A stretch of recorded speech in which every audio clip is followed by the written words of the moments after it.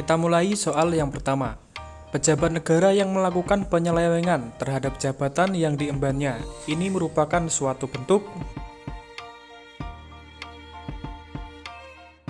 Ya, jawabannya adalah A. Jika hal tersebut berkaitan dengan pejabat, maka peran penting pejabat negara adalah juga berkaitan dengan kebijakan maupun keputusan yang dilakukan dan menyangkut tentang kehidupan masyarakat atau berdampak secara luas untuk masyarakat. Maka ini berkaitan dengan penyelenggaraan negara. Jawaban yang paling tepat adalah adanya pelanggaran terhadap Pancasila sebagai dasar negara. Seorang manajer di sebuah kantor mengangkat atau menaikkan pangkat saudaranya yang bekerja di kantornya, padahal ada pegawai lain yang lebih berkompeten. Tindakan tersebut termasuk dalam kasus. Ya, jawabannya adalah C. Nepotisme adalah perasaan kewajiban untuk membantu dan membagi-bagi sumber kepada pribadi-pribadi yang dekat dengan seseorang, mengutamakan pribadi yang dekat daripada yang memiliki kemampuan. Jadi jawabannya adalah C. Bangsa yang merdeka memiliki kekuasaan untuk menyusun dan mengatur organisasi pemerintahan sendiri, menurut kehendak bangsanya sendiri, serta kekuasaan untuk mengelola semua yang ada di wilayahnya, tanpa campur tangan negara lain, berdasarkan peraturan perundang-undangan yang berlaku. Hal ini merupakan bentuk kedaulatan secara. Jawabannya adalah B. Kedaulatan ke dalam memiliki arti bahwa pemerintahan sendiri menuntut kehendak bangsanya sendiri, serta kekuasaan untuk mengelola semua yang ada di wilayahnya, yang mengandung sumber daya alam baik di darat, laut maupun udara, untuk kemakmuran rakyatnya tanpa campur tangan negara lain, berdasarkan peraturan perundang-undangan yang berlaku. Dalam pasal 26 Undang-Undang Dasar 1945, ayat pertama dinyatakan bahwa yang menjadi warga negara adalah orang-orang bangsa Indonesia asli dan orang-orang bangsa lain yang disahkan dengan undang-undang sebagai warga negara. Jadi di sini dibedakan antara orang bangsa Indonesia asli dan orang bangsa lain. Ini yang kemudian menyebabkan warga keturunan menjadi warga negara kelas 2. Para pejabat publik dalam berbagai urusan, dokumen untuk warga keturunan sering diberlakukan syarat dan biaya khusus kepada mereka. Ketentuan-ketentuan diskriminatif ini kemudian dihapus oleh UU Kewarganegaraan Nomor 12 Tahun 2006. Sehingga setiap warga negara Indonesia, baik itu keturunan maupun etnik lain yang turun-temurun tinggal di Indonesia adalah bangsa Indonesia asli.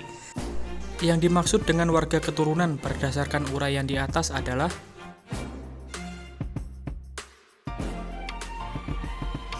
ya, jawabannya adalah B. Penghapusan ketentuan-ketentuan diskriminatif oleh UU Kewarganegaraan Nomor 12 Tahun 2006 sehingga setiap warga negara Indonesia, baik itu keturunan Tionghoa, Arab, India, Timur Tengah, dan etnik lainnya yang sudah lahir dan tinggal turun-temurun di Indonesia adalah bangsa Indonesia asli. Oke, next. Untuk menghemat waktu, kita langsung ke inti dari persoalannya saja, teman-teman. Fungsi negara pertama kali dikenal di Perancis pada abad ke-17. Fungsi negara pada awalnya ditujukan untuk kepentingan pemerintahan yang pada saat itu bersifat diktator, bukan untuk kepentingan rakyat seperti sekarang ini. Berikut ini fungsi negara tersebut kecuali.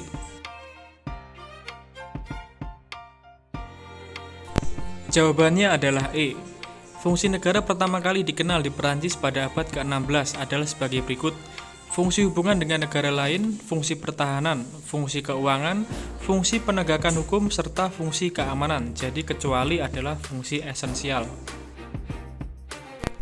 Yang termasuk ke dalam nilai-nilai yang terkandung dalam keterbukaan ideologi Pancasila adalah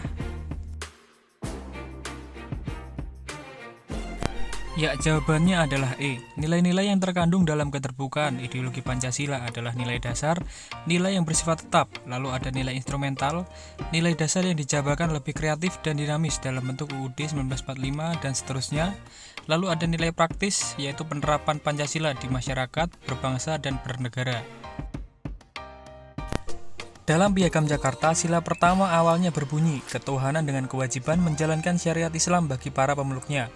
Kemudian pada 18 Agustus 1945, berubah menjadi ketuhanan yang Maha Esa. Pada dasarnya, perubahan tersebut didasari oleh semangat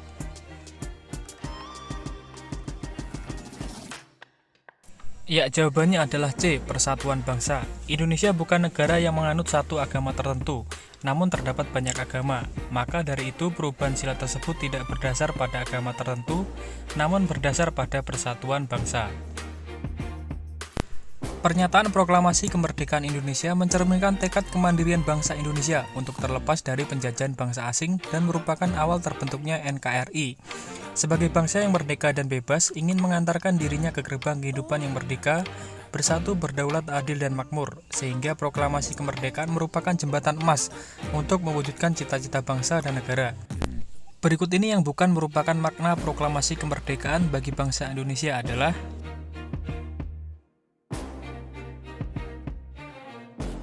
ya, jawabannya adalah D. Proklamasi kemerdekaan merupakan akhir dari segala perjuangan bangsa Indonesia, sehingga bagi para penerus bangsa cukup menikmati kemerdekaan yang sudah diraih. Nah, makna proklamasi sendiri dapat dilihat dari beberapa aspek, teman-teman.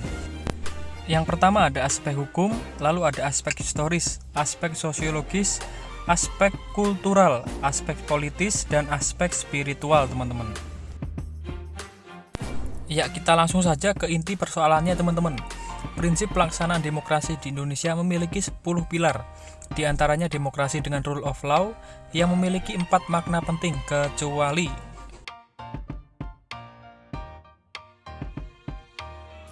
ya, yang bukan 4 makna penting adalah C, teman-teman.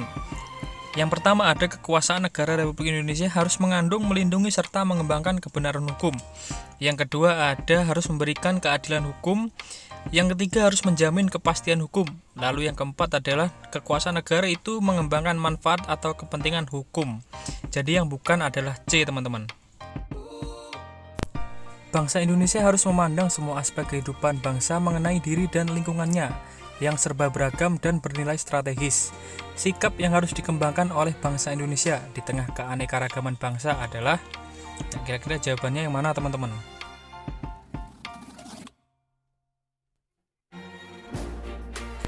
Ya, jawabannya adalah E, teman-teman. Kunci menjawab soal adalah keanekaragaman atau keberagaman harus disikapi dengan semangat persatuan dan kesatuan. Dengan demikian, keragaman tidak lagi dipandang sebagai perbedaan, tetapi dipandang sebagai kekayaan bangsa Indonesia yang menjadi perekat persatuan. Jadi jawabannya yang E. Kemajemukan dan keanekaragaman budaya, suku, etnis, agama yang mewarnai kebangsaan Indonesia perlu disikapi secara positif sebagai anugerah Tuhan Yang Maha Esa yang menjadi modal besar untuk membawa bangsa ini maju sejajar dengan negara besar lainnya dan memperkaya khasanah budaya dan pengetahuan melalui proses penyerbukan silang antara budaya. Hal tersebut merupakan tujuan nasionalisme yang didasarkan pada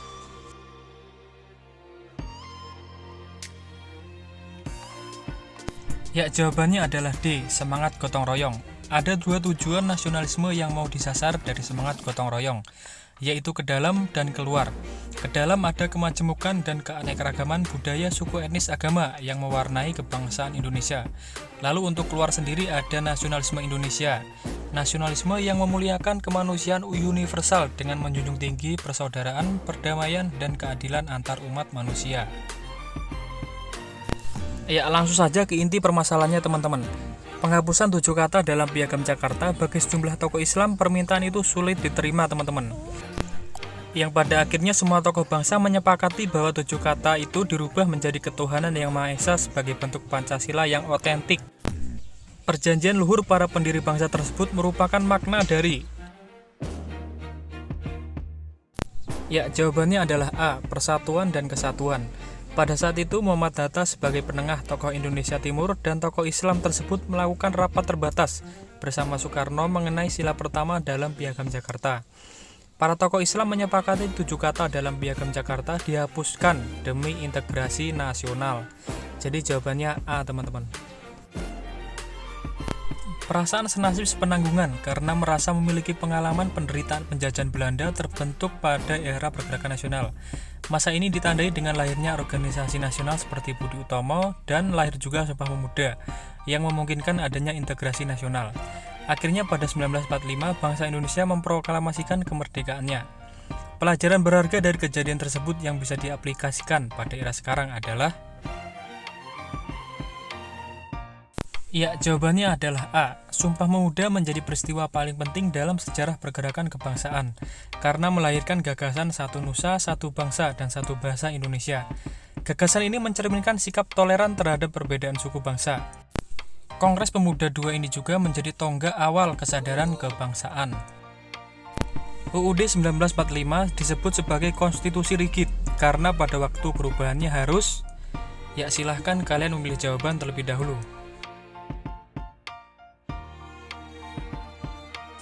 Jawabannya adalah E. Konstitusi rigid adalah suatu konstitusi di mana perubahannya dilakukan suatu cara tertentu atau progres khusus.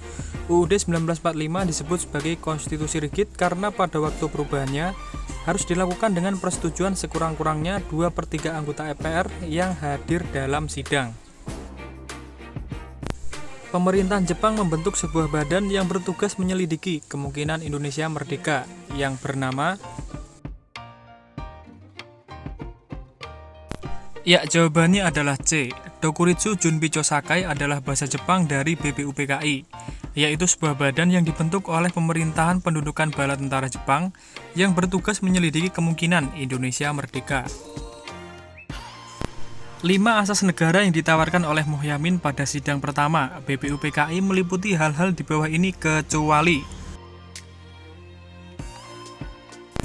Ya, jawabannya adalah C. Pada sidang pertama BPUPKI pada tanggal 29 Mei 1945, Muhyamin menawarkan 5 asas dasar negara Republik Indonesia yang meliputi peri kebangsaan, peri kemanusiaan, peri ketuhanan, peri kerakyatan, dan kesejahteraan yang berkebudayaan. Jadi yang tidak terdapat adalah mufakat, teman-teman. Jawabannya C. Dalam peringatan HUT RI, ada orang yang tidak mau memasang bendera merah putih di halaman rumahnya. Mereka juga tidak mau memberi hormat kepada bendera merah putih. Sikap tersebut bertentangan dengan sila ke. Ya, jawabannya adalah sila ketiga, teman-teman, yang berbunyi Persatuan Indonesia. Memiliki makna penting yaitu mengutamakan persatuan seluruh bangsa Indonesia yang berbeda dari suku, agama, ras, dan budayanya. Kegiatan mengibarkan bendera untuk memperingati kemerdekaan RI merupakan salah satu kegiatan yang mencerminkan pengamalan Pancasila sila ketiga. Bung Hatta dikenal dengan gaya hidupnya yang sederhana, sampai Bung Hatta tidak pernah dapat memiliki sepatu Beli yang diidam-idamkannya. Padahal sepatu Beli adalah sepatu yang bergengsi pada tahun 1950-an. Sikap sederhana yang ditunjukkan Bung Hatta sesuai dengan pengamalan Pancasila, terutama. Ya, jawabannya adalah E. Sikap sederhana yang ditunjukkan oleh Bung Hatta sesuai dengan pengamalan sila kelima. Karena sebagai salah satu proklamator yang pernah mencicipi posisi penting dalam Republik, Hatta menjunjung tinggi gaya hidup sederhana yang dapat menjauhkan diri dari sikap atau keinginan memperkaya diri sendiri atau korup. Perbuatan ini adalah cerminan bagaimana Hatta tidak mementingkan kesejahteraan sendiri, melainkan lebih mementingkan kesejahteraan rakyat. Perhatikan beberapa contoh perilaku positif berikut. Tidak menggunakan hak milik untuk usaha-usaha yang bersifat pemerasan terhadap orang lain. Bangsa Indonesia merasa dirinya sebagai bagian dari seluruh umat manusia. Mengembangkan perbuatan yang luhur yang mencerminkan sikap dan suasana kekeluargaan dan kegotong royongan. Secara berurutan, ketiga perilaku di atas sesuai dengan butir-butir Pancasila. Sila ke. Ya, jawabannya adalah C, teman-teman. Perilaku positif yang pertama menggambarkan sila kelima, yaitu keadilan sosial bagi seluruh rakyat Indonesia. Sedangkan perilaku kedua menggambarkan sila kedua, yaitu kemanusiaan yang adil dalam beradab. Lalu perilaku positif yang ketiga menggambarkan sila kelima juga, teman-teman. Jadi jawabannya C. Pada masa Daedalus diperkenalkanlah sistem kerja Rodi, sementara pada masa Jepang diperkenalkanlah sistem kerja Romusa. Baik kerja Rodi maupun kerja Romusa adalah sebuah tindakan sewenang-wenang yang bertentangan dengan Pancasila, terutama sila ke.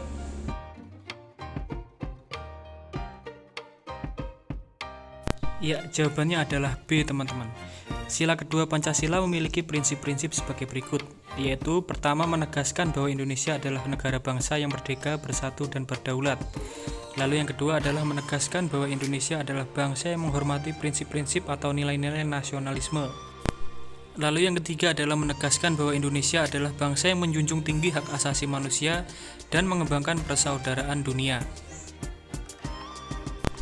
Pancasila mengandung nilai-nilai luhur yang dijadikan tolak ukur dalam melaksanakan pembangunan nasional, baik perencanaan, pengorganisasian, pelaksanaan, pengawasan, maupun evaluasinya. Pernyataan tersebut merupakan pengertian fungsi Pancasila sebagai.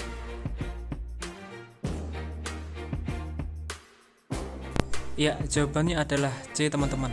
Pancasila mengandung nilai-nilai luhur yang dijadikan tolak ukur dalam pelaksanaan pembangunan nasional, baik perencanaan, pengorganisasian, pelaksanaan, pengawasan maupun evaluasinya.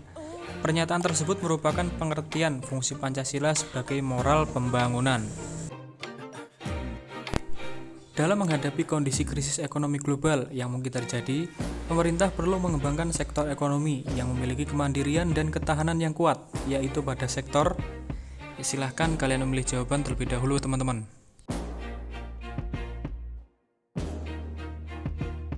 Ya, jawabannya adalah B, pertanian dan pariwisata. Sektor ekonomi yang memiliki kemandirian dan ketahanan yang kuat adalah sektor pertanian dan pariwisata. Hal ini ditunjang oleh keadaan alam geografis negara kita yang menunjang. Jadi jawabannya B, teman-teman. Menurut penjelasan UUD 1945, yang termasuk sebagai salah satu bentuk usaha yang berasaskan demokrasi adalah, ya kira-kira jawabannya yang mana, teman-teman?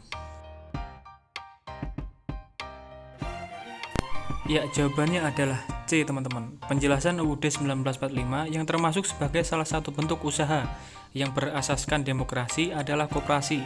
Berjalannya usaha koperasi berasal dari anggota dan pengurus termasuk modal usahanya. Oke, next. Berikut ini yang bukan termasuk dalam aspek pembentuk rasa nasionalisme adalah, ya silahkan kalian menjawab terlebih dahulu, teman-teman. Ya, jawabannya adalah D, perbedaan yang mempersatukan. Perbedaan yang mempersatukan bukan termasuk aspek pembentuk nasionalisme, melainkan membentuk rasa persatuan dan kesatuan, teman-teman. Berikut ini yang termasuk dalam faktor pendorong nasionalisme dari luar Indonesia pada awal pergerakan nasional kecuali. Ya, silahkan kalian memilih jawaban terlebih dahulu.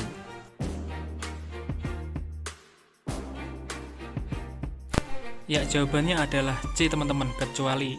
Faktor eksternal pendukung nasionalisme Indonesia adalah kemenangan Jepang atas Rusia, kebangkitan nasionalisme Asia Afrika, timbulnya paham baru tentang nasionalisme, lalu munculnya ideologi baru.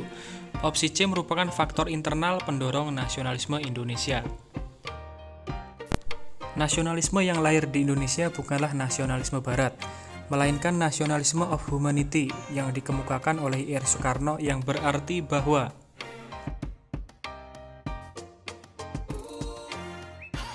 ya, jawabannya adalah A.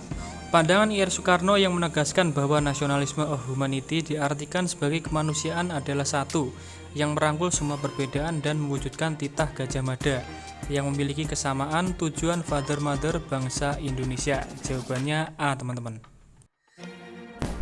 Memupuk rasa nasionalisme kebangsaan bagi masyarakat Indonesia berdasarkan keberagaman suku, agama, ras, dan antar golongan agar, kira-kira jawabannya yang mana, teman-teman? Ya, jawabannya adalah D, identitas nasional terjaga. Wawasan Nusantara adalah pola pikir dan cara pandang bangsa Indonesia terhadap kondisi yang ada di dalam wilayahnya, sesuai dengan falsafah negara serta UUD 1945 sebagai cara untuk melestarikan dan menumbuh kembangkan nasionalisme. Kasus yang menimpa seseorang ketika memiliki status kewarganegaraan ganda terjadi ketika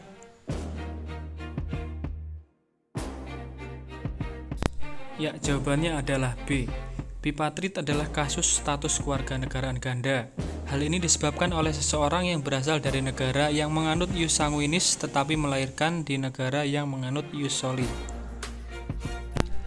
Pola pikir dan cara pandang bangsa Indonesia terhadap jati diri dan lingkungannya yang didasarkan pada Pancasila dan UUD 1945 merupakan bentuk pengukuhan dan apresiasi terhadap negara yang berdaulat, demi sikap nasionalisme yang mengalir dalam setiap perilaku dalam bernegara dan berbangsa. Kemampuan ini dikenal sebagai, ya jawabannya adalah E, ketahanan nasional. Nasionalisme harus dipupuk sebagai upaya negara terhadap masyarakat terhadap keberagaman yang ada di Indonesia demi menjaga kepribadian bangsa. Hadirnya kehidupan masyarakat saat ini dipelopori oleh sejarah pergerakan nasional Indonesia yang dilakukan oleh, ya jawabannya B, teman-teman. Hadirnya pergerakan nasional untuk mewujudkan kehidupan masyarakat yang lebih baik dengan semangat nasionalisme, dipelopori oleh kaum terpelajar dan profesional. Hal ini ditunjukkan dengan perubahan cara memperjuangkan kemerdekaan dengan cara organisasi berskala nasional.